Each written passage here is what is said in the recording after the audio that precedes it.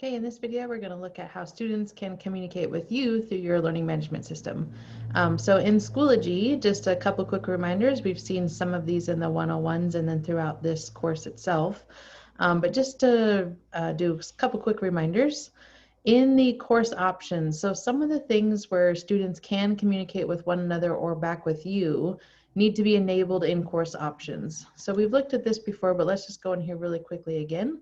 So under course options, I'm going to say edit privacy and course settings.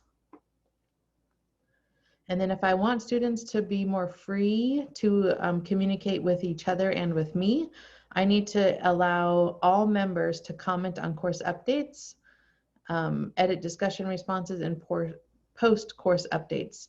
So you may choose to have some of these turned off, but comment on course updates is probably the one that you want to turn on if you want students to be able to communicate on your updates in your updates area. So if you have all of those things turned on, if I go back into my sandbox, now any updates that I make, so again, I have this defaulted to updates because I want students to land on this page.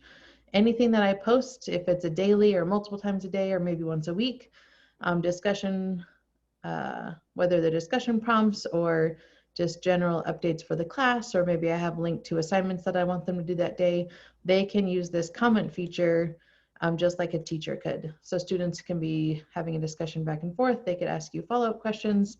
You can respond right within the update space. You can also allow student communication within the materials area itself under discussions. So a discussion that just leaves it open for students to answer a prompt and respond to one another.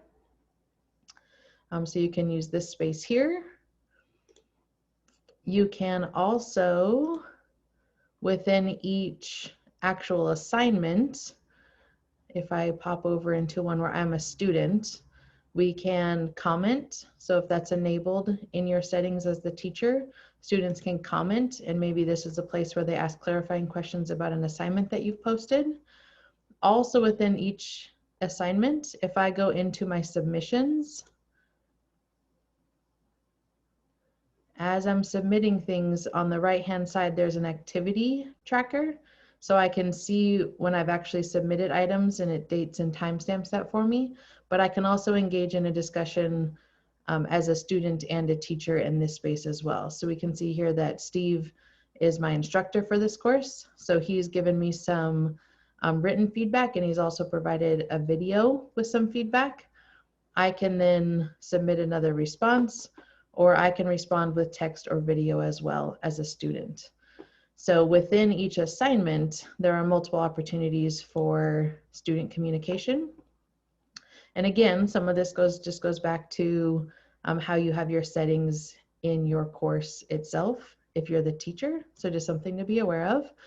And then the third way, or third area that students can communicate with you is through messaging. So at the top right of your screen, there's a little folder icon, or little envelope icon, I'm sorry.